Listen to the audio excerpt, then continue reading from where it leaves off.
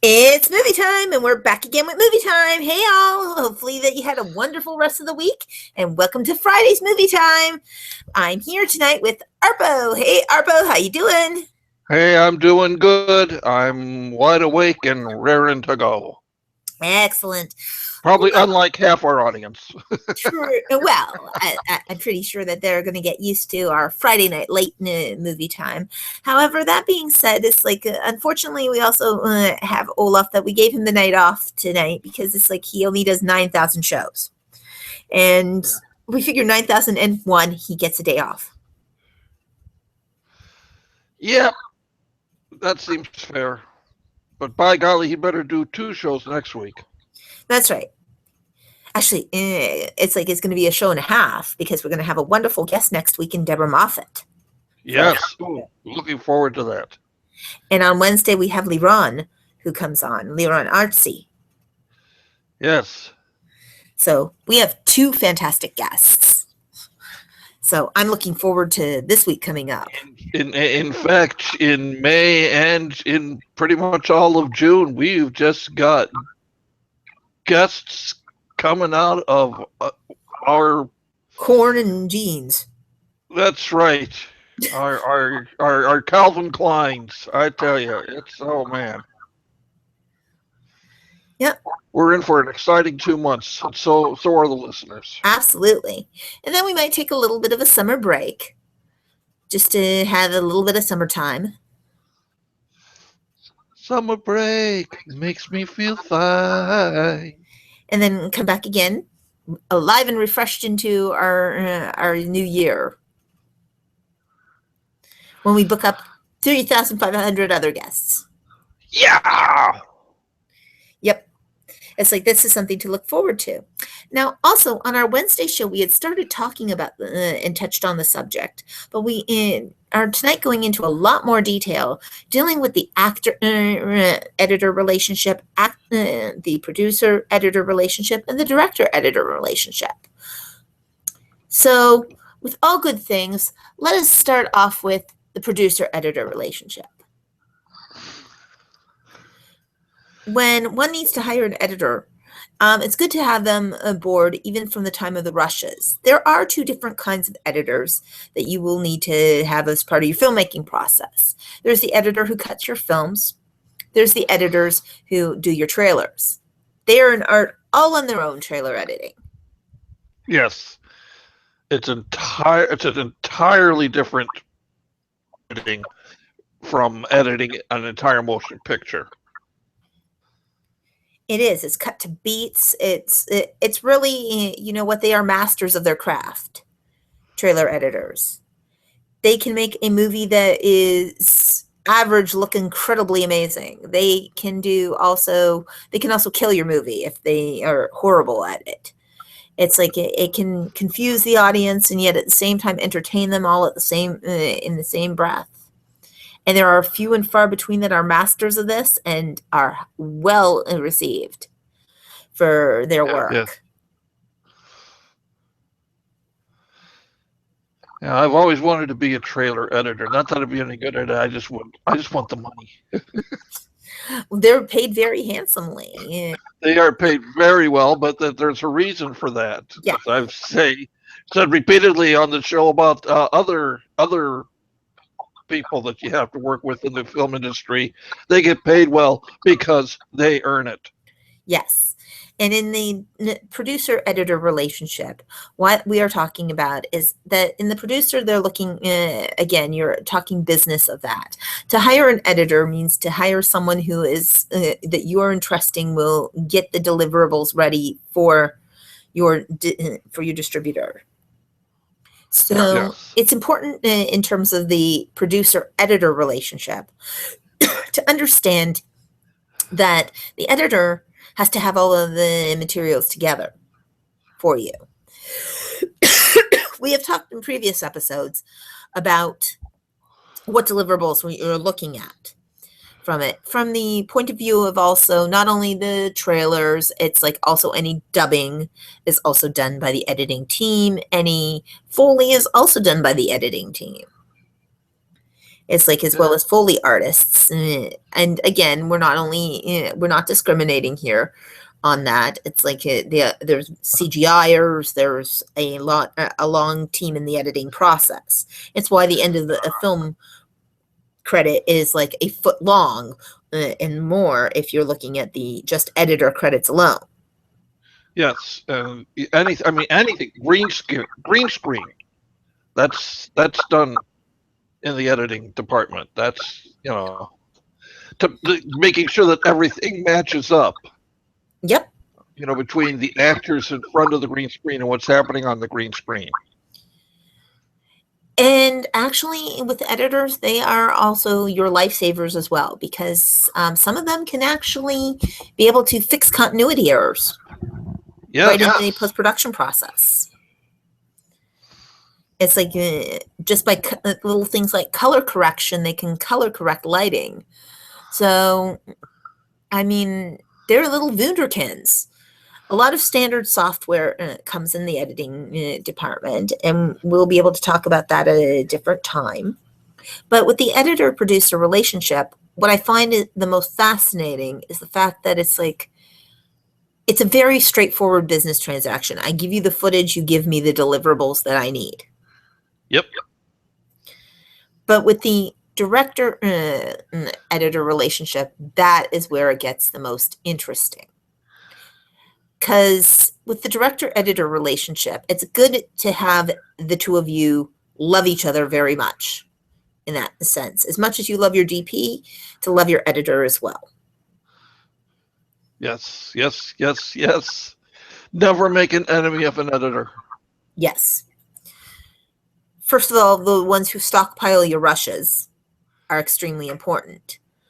Also, in terms of cutting, it's like they can make a day's shoot look like,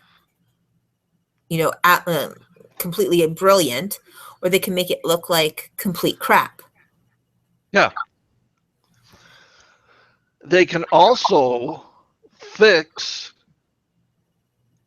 what you look at the rushes and you go, oh my God, what are we going to do with this? A good editor can usually take those rushes and fix it and make it look like this really great scene. Absolutely. And they take the best out of it, and it's like, and then trailer editing, as we said, which is a completely different subject, and we will get more on trailer editing in this process as we go along. However, it's like, that being said, the editor relationship also to the director, they are key in also helping out, because they're actually in a very precarious position. As an editor, you have to balance the relationship of a director as well as the demands of the distributor. Yeah. Because end of day, the distributor is the one who's getting it out to the theaters. But the director also wants to have their cuts. And balancing that finite relationship.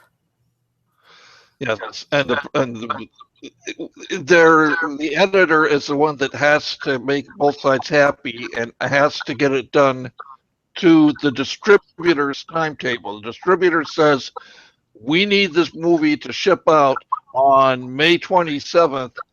By God, you better have a movie ready to ship out on May 27th, or it's not going to get into the theater. Well, because they have the release dates accordingly, and they release by season. For example, if a movie is a Halloween movie, you don't want it being done in May. Yeah. You don't want you'd want the delivery by May so that they have a chance to do the promotions by the time October comes around. Yeah. Which again is a future topic, talking to marketing people. I'm sure that LeBron will have some fascinating information on that as well. Yes. The marketing and publicity is of it.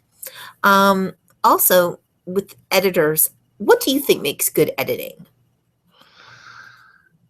I think what makes really good editing, I'm really hearing my voice come back a lot here. I'm sorry, I don't know if it's my headset or if it's the thing, but Okay, whatever you just did, that was better. Yay. Okay. I think the earmark of a truly good editor is the guy who doesn't make you think about how the film is being edited when you're watching it.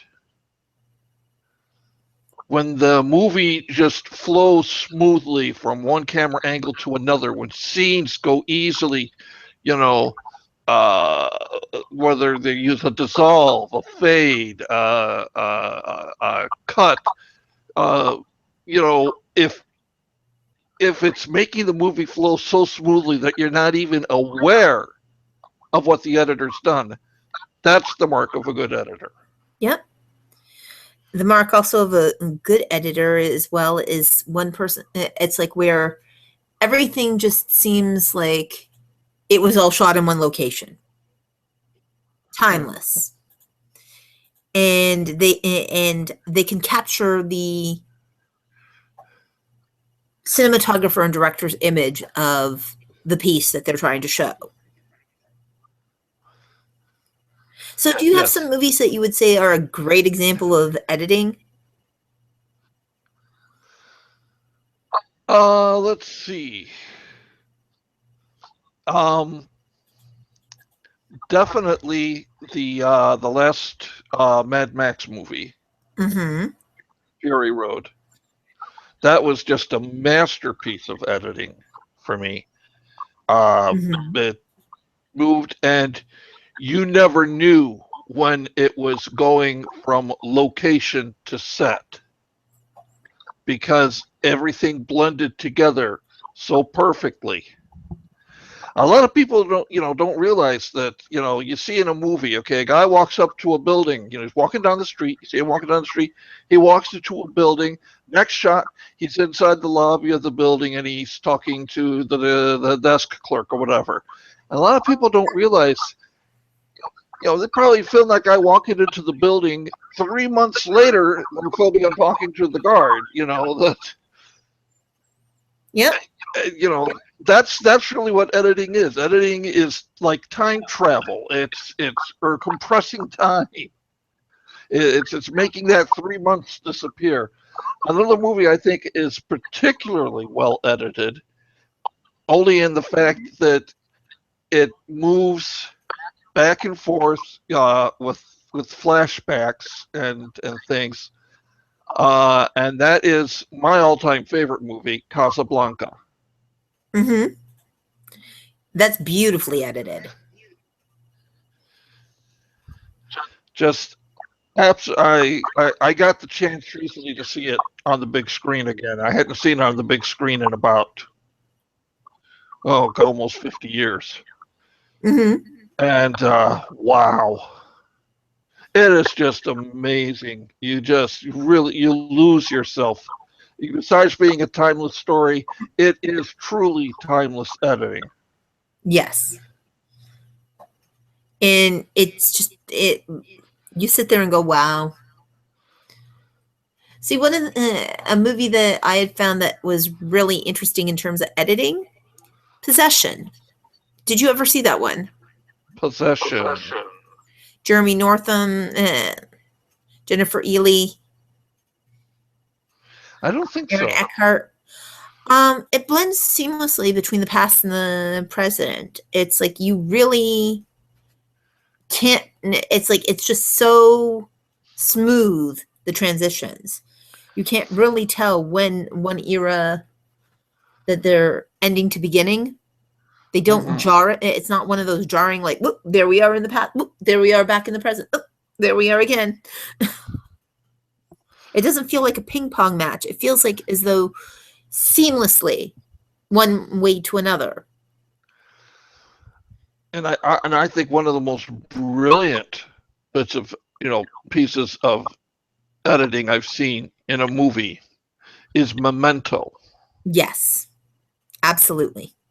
where you've got the story being told backwards in the color sections of the movie. Mm-hmm. The black and white sections of the movie, the story's being told in order, and then the two meet up at the end. But until the two meet up, you don't realize that one's moving forward. Well, you know the one's moving backwards because it keeps, Yes. going back. But you don't realize that the other one is uh, happening. Well, it's just too hard to explain without spoiling the movie Yeah. for anybody who hasn't seen it. But it is absolutely brilliant the way it's resolved. My wife hated that movie. She said, "Why can't they tell the story in order?" And I kept trying to explain to her because the climax of the movie actually comes in the middle of the story. Yeah. So if they do the story in order, then they have the climax, and then you've got an hour of denouement. It's like then you're sitting there going, "Wow, okay." Yeah, Yes, but definitely a movie that needs to be watched in that sense. And it's because also the editing of it, the beats of the story are so brilliant. yes, very much so. The same with Pulp Fiction. Mm-hmm. Yeah, like him or hate him with Tarantino, he has a very good editor. Yes, and that movie in particular was just extremely well edited. I mean, you didn't even think about the fact until the third part of the movie that there was a whole part of the story that was missing. Yeah. When you're watching the beginning of the movie. So it's just like, oh wow, so all this happened too. Yep. And honestly, it's like good editing can make a movie just absolutely Oscar worthy and brilliant. Now, at the Yes. same time, it's like I'll ask you what comes to mind when you look at it and say horrible or bad editing. Uh, you, you can always spot bad editing because there's just a certain hackiness to it where you're feeling yourself being abruptly pulled along through the story. Mm-hmm. And, like I said, when you become aware of the editing, then you're not watching good editing because the seamlessness is gone. Yeah. And I'm trying to think of a good example of that.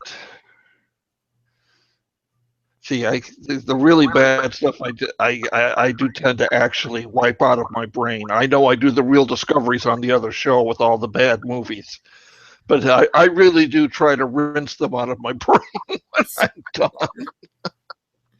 Yeah, it's like it needs a good shape. It needs like a good cleansing out of there because there are really really horribly bad movies that you're sitting there going, "Wow, okay, why? Yeah, Why was this even done?" I would probably say in terms of there are certain edits that are done on purpose. Like yeah, for example, the movie Clue. It's like yeah, it is so brilliant, but you would think that it was bad editing because of the jarringness. yeah. But it's done with that with a very good intention of why it cuts like that. So I would probably say really bad editing would have to be movies that they do not catch the continuity errors that the editor. I understand that they cannot eliminate it, although now software can. And it's like how you can paint trees. You could probably eliminate bad continuity things like bogeys in the background or wearing running shoes while being a hobbit. But and again, editors are not continuity. Continuity is continuity. Yeah. but But but a good editor can can spot the continuity and fix or it. the lack of continuity and fix it, or at least hide it Yes. cleverly. I mean, you got to remember that the editor has a multitude of shots to choose from. Mm-hmm. So if he notices in one shot that there's this much water in the glass, and then there's another shot where there's this much, and another shot where it's back up here again, he should know not to use this shot. Yeah. Or you can cut it, or you can crop it so that the glass is cut out. Yeah, crop it so that it can't see the glass. Yeah, exactly. Mm-hmm. There are ways of covering that, and I'm always amazed when I see that in a movie and they haven't done that. Yeah. Like, that's an easy fix. Mm-hmm. Well, and now even they can CGI in water Yeah, into the exactly. glass, so it would look the same. Or overlay another image of the full glass onto that glass, as long as it mimics the reflection. Yeah. But again, this is where bad editing comes in. Also, is where the music overpowers the dialogue. Yes. Or, you know what drives me really crazy? What? And I don't know if this is editing or just the way some movies translate to DVD. Yeah. I'll bring home a DVD, I'll pop it in, and the dialogue is like this, and the music's like this. Yeah. You know, it would drive my wife crazy. She'd be trying to sleep, and I'd have it turned up so I could hear the dialogue, and then the music would start, and she'd be like, "Will you turn that down?" It's like, Yep. it's not me. It's the sound editor. Which is also something that we have to be very, very careful to understand. There are two different editors. There is the visual editors. There are the sound editors. Sound, again, is its own category and its own best friend of cleanups. Yes. One of the Yes. things that I have considered to be bad editing is when the lips move and then 5 seconds later the sound comes out of the lips. Those, and not because it's one of those bad movies that like those bad old kung fu movies that they used to move the lips Yeah, and the dialogue comes out. No, this is English speaking movies that they didn't bother to sync the lips to. Yeah, it might just be only in one scene, but people catch it. You see it. Go to any IMDb page for a movie. Yeah. And look under goofs. People catch that stuff. Sound out of sync here. Boom, microphone visible here. Yeah. Shadow of cameraman visible there. These are the things that the editors are supposed to fix. Angel eyes is a form of bad editing.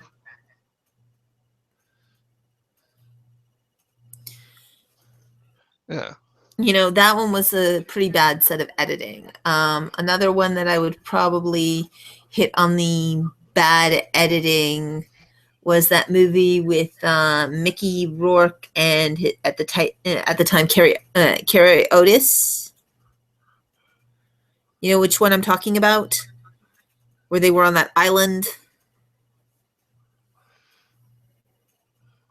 Yeah. No. Not the one with not with the one with Lisa Bonet. That one was fine, but it's like the one that was practically a porn, but not really. Where they had to cut out the sex scene in order to even be able to get like an R rating. Wow. You're not thinking of the piano. No. Okay. No. That's Harvey Keitel, and everybody wants to see his member. Yes. It was an attractive member. Yes. That man is very large. Yep. It's like, let's see. I can't remember the name of it. And please, audience, feel free to chime in on the box at the bottom if you remember this movie. It had Mickey Rourke in it, and at the time, his wife, Carrie Otis. And Let's see if they can find it before I do. yeah. And it was a form of really bad editing because I was going, wow, this is extremely jarring. And I understand you want to cut the scene out, but the edit that they used to cut it out was just so horribly wrong.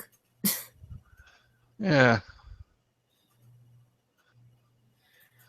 See, this is one of his older movies, right? Yes. Okay. And he played a very evil guy in this movie. I know that pretty much describes a lot of Mickey Rourke's earlier movies. Yeah. It's, Mickey Rourke, Carrie Otis.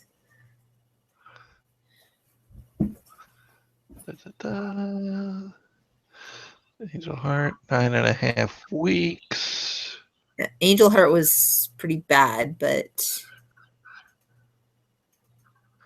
this one took the cake of bad editing.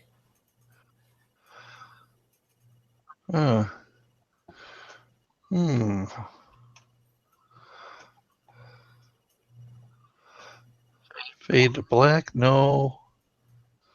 It was around the same time as Angel Heart.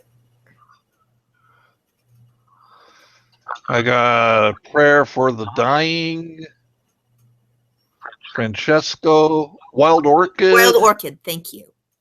That was there we go. Movie. And oh my goodness. Okay, now there is an example of not really good editing. It could have been so much better. Because at points in time, you also lost me during that movie. Did you have a chance to see that one, Arpo? No, I did not. But I'm going down here. Yep. Let's see. Oh, well, only one thing in the goofs, but it's a pretty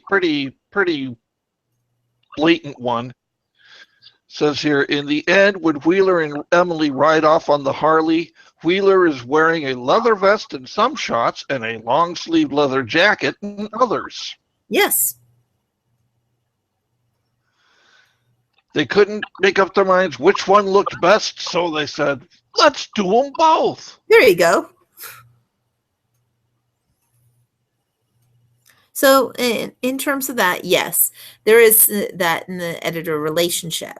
One of the things also when you're talking about the director-editor relationship is the fact that it's like a lot of times the editor is in there with the director and vice versa. They're on set and back there cutting constantly with the director there. Because don't forget there are the director's cuts. There's also the behind-the-scenes footage. Did you know that there's also an entire set of editors that do all of those EPKs? Oh, yeah. Yeah. And all that behind the scenes. There's all the cameramen who are, filming the cameramen who are filming the movie. Yep. And also the blooper reels, cutting that together is an art form in its own. Much like the trailer editor. Yeah. So there is a lot of people to take advantage of in that sense of when you're looking at the director and editor relationship. The reason why I also mentioned the actor and editor relationship is because a lot of times the actors do take a director's seat as well within a movie, but also with an actor and editor relationship. It's how they make the actor get portrayed in the role. Director can help the director. Helps in the actor-director relationship. In terms of the producers of who they hired, but an editor can make an actor's performance seem brilliant. Yes, or he can make it seem absolutely horrid. Yes, because of bad editing, bad detailing. It can make a performance that would have been meh so into a wow, oh my goodness. Yeah. So, keeping in mind in terms of the editor relationship, another one that's very important is the sound editor. Because they take every single bit of sound, they add it's like that the sound men have recorded on set or woman has recorded on set, and they put it in there, and they are geniuses in their own blend. They can add room Yes. tone, they can add all of these brilliant things that are little tiny nuances that can make that movie seem just that much more spectacular. Yes. And they can do things, hey, Twister, they've got they've got tornadoes all over the place. They've got exciting music. They've got trees banging against stuff, and you can still hear the actors. Mm-hmm. That's a sign of a great sound editor. Absolutely. They also know how to blend that score in just nicely Yeah. to get that effect. Or I can remember Apollo 13 in Mm-hmm. the movie theater. And when they're off, the music's swelling up, da da da da da da da, and the rocket ship, and then just the sound of the rockets and everything, and all of a sudden, I just got Yeah. this feeling in my stomach, just sinking down, like I was on this rocket going up. I mean, the sound actually made me feel what it was like to be on that rocket. Yep. Like as though that it was taking off. Uh, And honestly, it's like it really does take off. yeah, it's very impressive piece of sound work. It really is. Yep. And a lot of And people. for those of you who are rushing at your DVDs, Yep. maybe with a good pair of headphones, it'll still work, but you really need the movie speakers. Yeah. Because it's like you just can't beat that whole movie feel for certain ones. And then again, Yeah. it comes down to the what feels theatrical, what feels television. And you know that there are different techniques for different ones, because also with episodic television, you have to give your hats off to the editor in terms of episodic television, week after week, cutting it, and then having to also cut in for commercials and making the edits make sense. Yes. Absolutely. I actually see. It's like when you're watching the Late Late Show, Mm-hmm. or I know. Wait, even better example. Crackle. Ever tried to watch a movie on Crackle? No. Every 10 minutes they have commercials. Mm-hmm. That's why it's a free service. But it doesn't that in the middle of a line, and they're going to cut and go to the commercials, and then come back and do the rest of the line. And it's brilliant though how it doesn't skip a beat. But it's just like that's not how it should work. No. It's the editor is the person on a TV show who has the final responsibility of making sure that a 30-minute sitcom runs exactly. I think now it's 22 minutes. 22 and a half minutes. Yeah. And an hour-long show runs exactly 43 and a half minutes. Yes. So it's quite. It's quite have brilliant. to have that station break in there somewhere. Yep. So it's really, yeah. I feel for the TV editors. They have a tough job. Yep. And in terms of cutting television versus cutting a film, it's like episodically, it's also more challenging as well because you have to keep continuity with the characters. of your editing. Yeah. So in a lot of ways that they have a harder job in terms of also keeping the pacing going on each episode. And we Hmm. all have known series that fall bad in pacing, and that can also be the downfall of the editor as well. Because again, you can only take so much of footage and make it exciting, but yet at the same time, bad editing makes you go Snorefest 2017. Yeah. Like, how many times have we said that Uh, as an audience yeah. member? For exactly that reason. The episode will drag if it isn't paced correctly. That's like, okay, The Prisoner. Yes. Now, first of all, it's not Patrick McGowan's fault. He only wanted to make 8 episodes. And Lord Lou Grade said, no, you have to make 17. And there are some episodes of The Prisoner that are just so badly written, and editing doesn't save them. Mm-hmm. And, you're just sitting there going, what time does this show end again? Yep. I mean, you look back at it now and you realize, well, it was still way ahead of its time, but still, there were a couple of episodes that should never have been made, Yes. even on that, even on an iconic show like that one. And again, you're looking at it, and with episodic television, you're also looking at larger continuity as well, and also on film continuity. Yeah, because you're not only looking at the continuity of the individual episodes for many television series now, you're looking at the continuity of the arc of an entire season. Yeah. And so it's a much stronger in terms of its beats, in terms of what needs to happen in the editing bay. And again, the director editor relationship, when you're talking about episodic television, has to become even more tight. Yes. Of what shots, because you're also dealing with the distributor being the network. Yep. You're not talking about a theatrical outlet or having a distributor who is taking on that. Again, also dubbing into many languages. Can you imagine? It's like, if you will, the subtitling the editor has to go through. Beat by beat by beat, not only to do it in English, but to do it in multi-language. Yeah.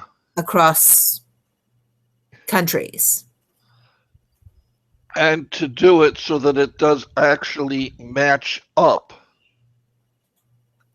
to what's being said when it's being said. Yes. Because I've seen subtitles that were out of sync. Mm-hmm. And you can't follow it. Yeah. Or again, lips are moving in different language, and they have to be able to make the lips in the editing process match whatever language that you're using. Yes. So that also is, again, a brilliant art of being able to use lips and vowels to be able to create this image. So in terms of the actor-editor relationship in a TV series, yeah, they can also make line flubs go away, because sometimes these are things that are not even picked up until it gets to the editing bay. Mm-hmm. That somebody slurred a word, and they got to fix it. And a lot of times, you know what? Fix it in post is not an actual thing that can happen. Because once the footage is in the can, that it's like that relationship has to be, okay, let's get the best product out there. Because it can cost you millions to bring back together people for one silly line that got flubbed. Yeah. And yes, you could do overlays of what you were saying, and a lot of people still do Foley overlays on their own voice. That being said, however, doesn't mean that it's not yet that extra complication of level. Yeah. And the producer editor relationship, also in particular with television, your producer is also the network. That because they are representatives of the network, that television producer. Right. So it puts, in terms of that relationship, a larger strain on the business type relationship, because it's the network needs these episodes on these dates, and there's no such thing as whoopsie, can't make it, sorry, gotta go back. Yeah. Yeah, there's no whoopsies in television or in film. And if you want to get really murderous, boy, be a daytime soap editor. Mm-hmm. Fastest job you ever had, because you got to cut to so many little intricate details, and they're every day. So it's like taking the reality of every single day. The ones who get probably the easiest television editing job are the people who do reality TV. And There's a. I was just thinking. We were talking about daytime TV. yes, There's a very famous Dark Shadows story. go ahead, When tell us. the series first started, you had Collinwood, the big house with the Yes. huge set and everything, and then you had the old house that hadn't been used in like 200 years, and so there's dust everywhere and cobwebs and all that stuff. So they had been filming on the Collinwood, and they were finally getting to where they were going to start doing some filming in the old house. And on the Monday, over the weekend, the studio had the people come in. They said, any old sets that aren't being used anymore, we need to get them out because we got to make more space. So they see this set all covered with dust, and they go, oh, wow, nobody's using this set.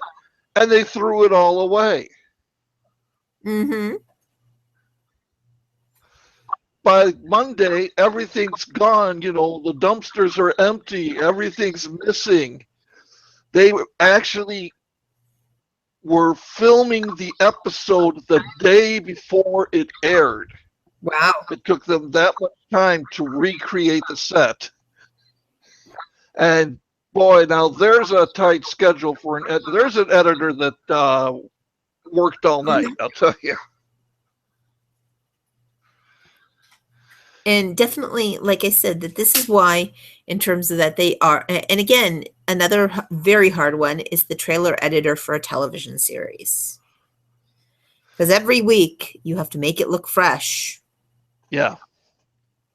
You got to make it look like next week's show is going to be even better than this week's show. Yes. So that's a tough act to follow as a trailer editor. Yes. You're constantly topping yourself. And having to get yet one better and one better and one better. Yeah. Okay, Mr. Wizard, I don't want to be a trailer editor anymore. Yeah. And it's like, honestly, like I said, that, in terms of the relationship of it is a complex and wonderful relationship. And whether it be film, television, animation, even in gaming, the gamings are now getting into editors. Yeah. Because as it's becoming more progressive, it's more acting like an episodic. Mm-hmm. And they have to cut accordingly. Yeah. And then there's shows like Big Brother, where they have, that show is filmed 24 hours a day. Yeah. And the editors have to go through and pick out what they think is the most important stuff to show on the next episode. Mm-hmm. not knowing how things are going to progress. Yeah. They had to take their best guess. And uh, I never watched the show that much myself, but my wife said, you always knew what was going on, Yeah. behind the scenes. So those editors deserve a special hoorah Yes. for doing that. And extra kudos in their salary paychecks. Yes. Now, cutting reality TV though is a little bit again of a different art because you're talking about scripted TV.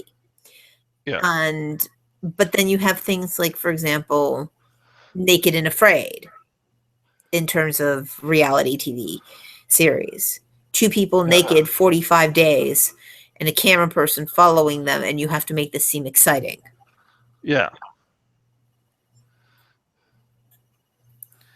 And they have 3 survival tools, I think, with them or something. Yeah.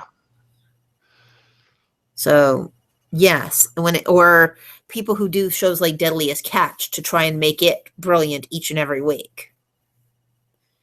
Because I'm sorry, it's no offense to Deadliest Catch, it's a great show, but watching people on tuna trawlers all day long crabbing for for 16 episodes is about as exciting as watching walls dry with paint on Yeah. home improvement TV shows.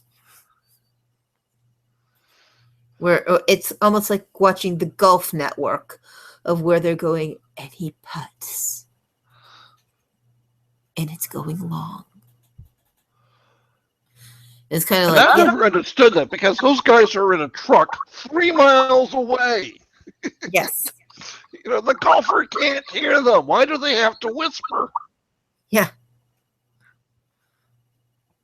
It's like he's about to take the shot.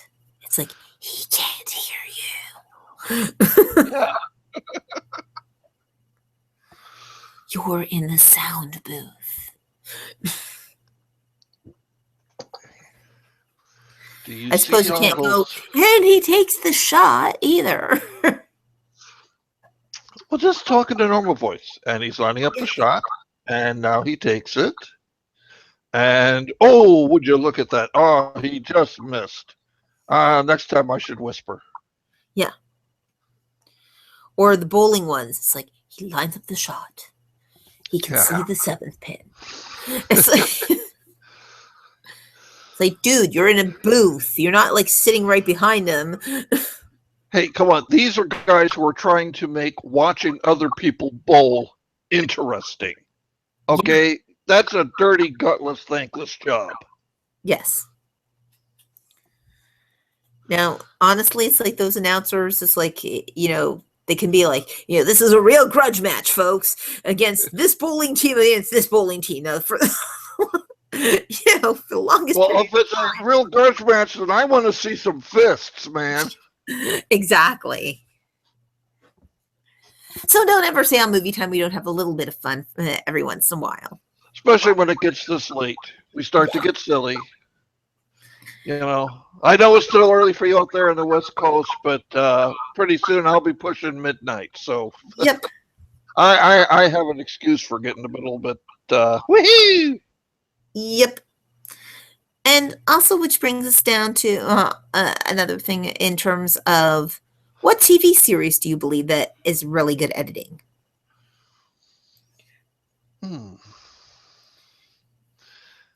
That's a toughie because I really don't watch a lot of TV anymore. But when I was watching TV, I think the one where I was really impressed with the editing actually was Hell's Kitchen. Mm-hmm. What'd you love about the editing on that?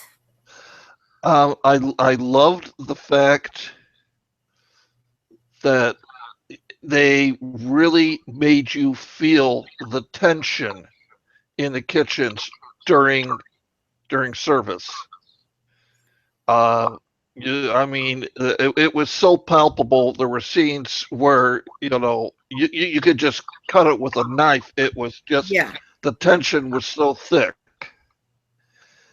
and that makes for really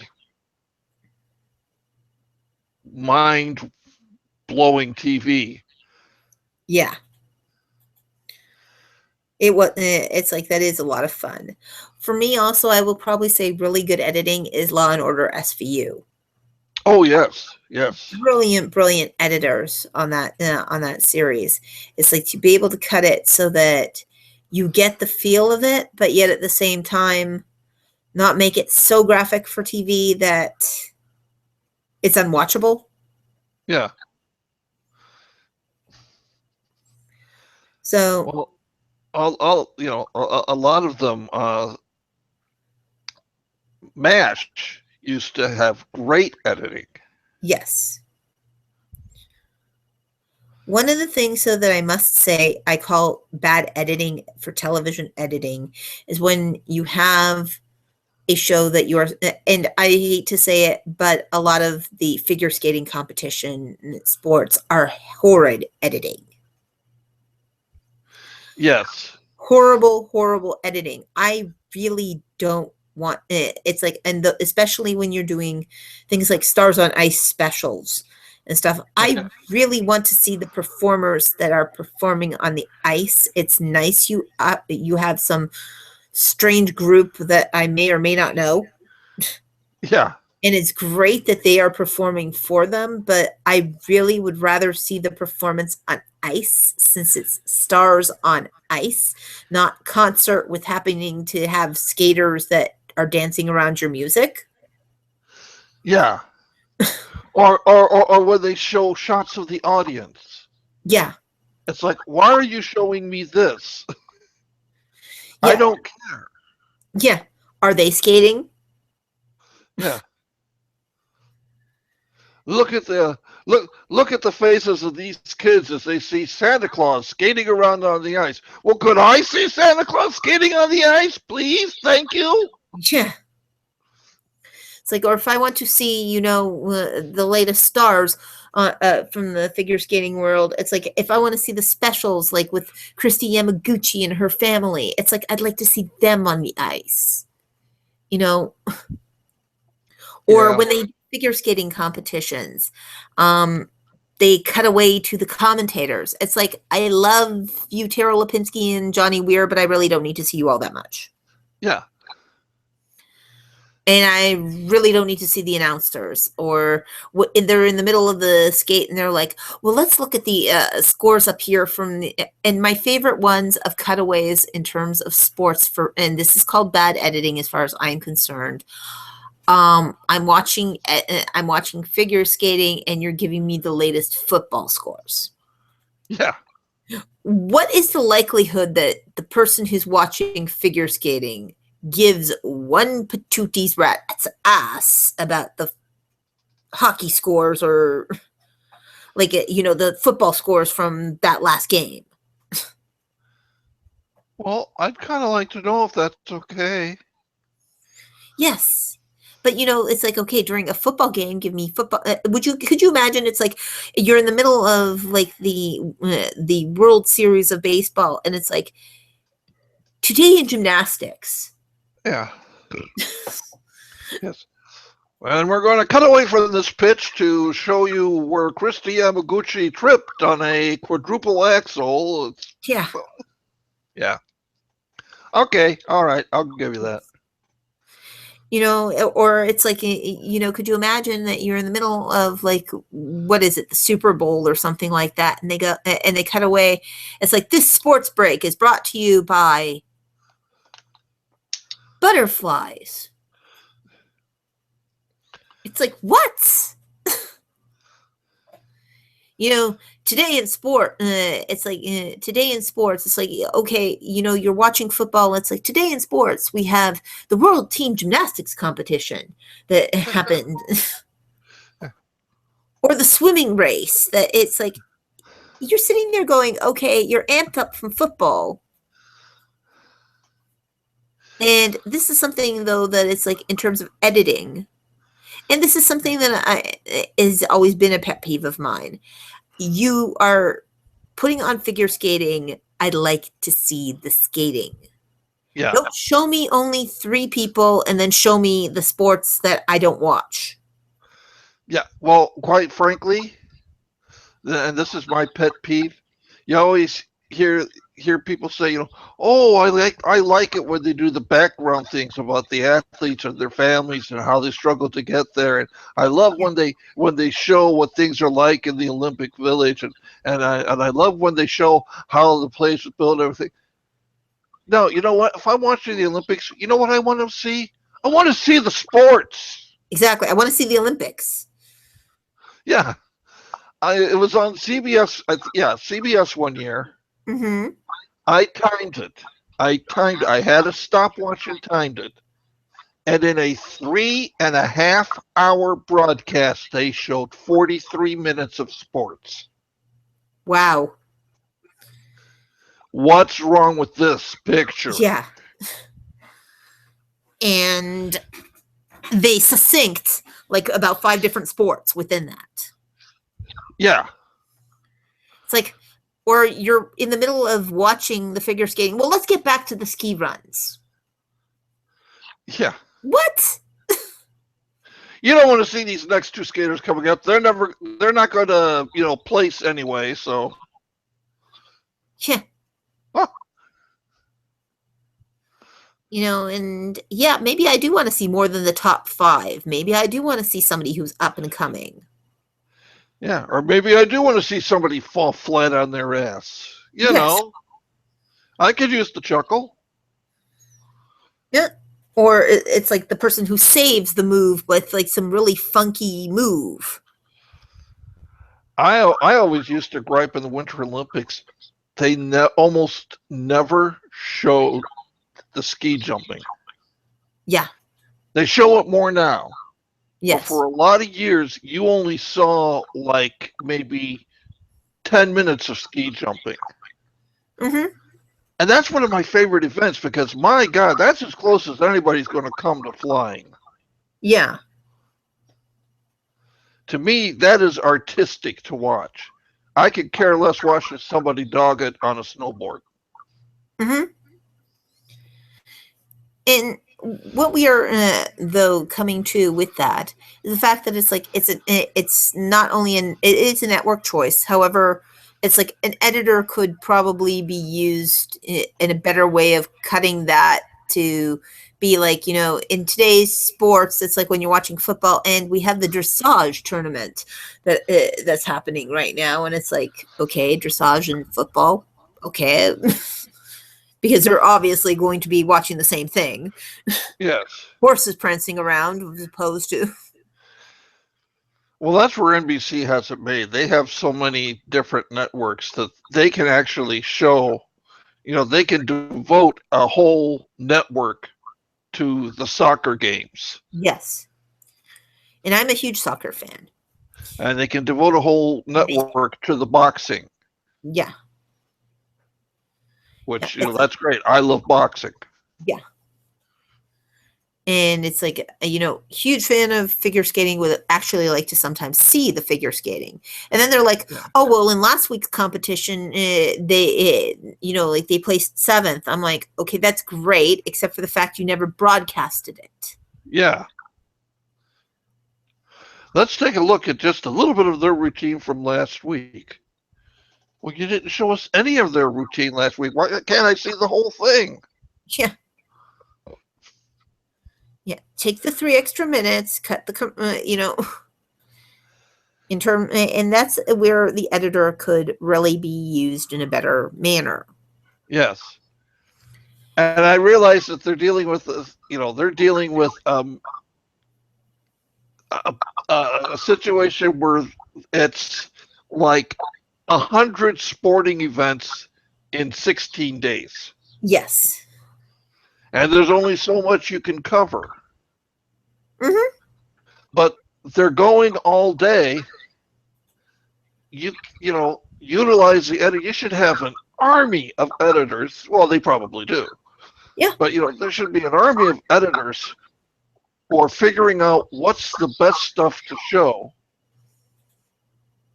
and putting it into that package where we can see it all instead of saying, well, let's see, how are we going to kill time?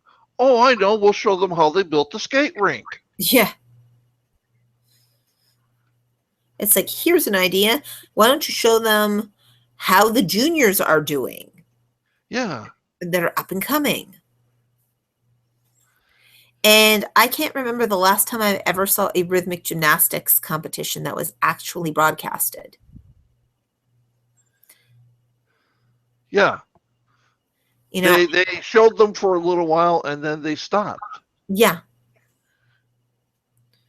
And they're just as popular as the gymnastics competitions. That's just like they never show the fencing anymore. I used to love to watch the fencing. Yeah.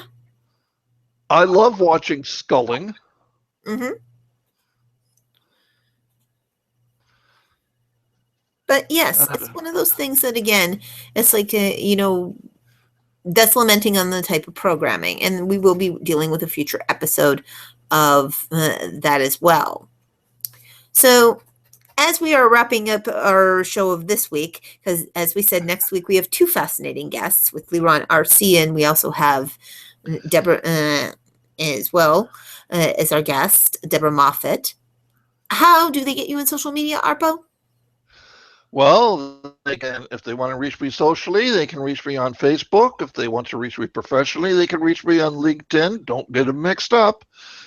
I've been known to hang out sometimes in the movies underground forums. Mm-hmm. And of course, you can always just Skype me, ask me to be your Skype buddy, but just make sure you mention you're a fan of Movietime because I get a lot of unwanted marriage proposals from Armenian women. Well, you know what? It's like we've just got to start taking those Armenian women numbers and, like, matchmaking them. We could be like the Yenta team. Oh, that would work. Yeah. No, I don't want to marry you, but let me show you someone who does. Exactly. That could be like a Yenta service on the side. Hey, all right, I'm with you.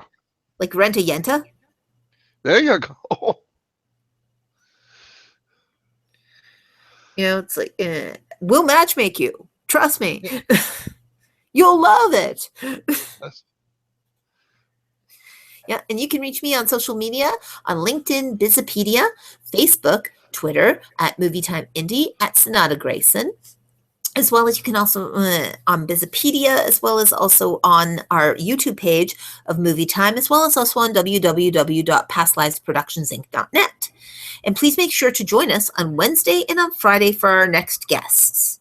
And in the meantime, we have a happy movie time, and we will see you next time. So long.